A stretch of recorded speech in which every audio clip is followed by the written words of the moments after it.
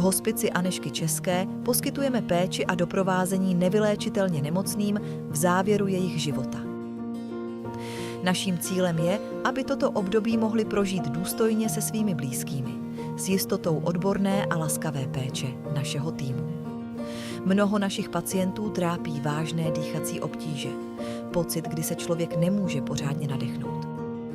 Právě tehdy pomáhají kyslíkové koncentrátory, přinášejí úlevu od dušnosti, zklidnění a často i větší pocit bezpečí. Abychom tuto pomoc mohli poskytovat vždy, když je to nezbytné, potřebujeme pořídit 2 nové kyslíkové koncentrátory. Stávající přístroje postupně dosluhují.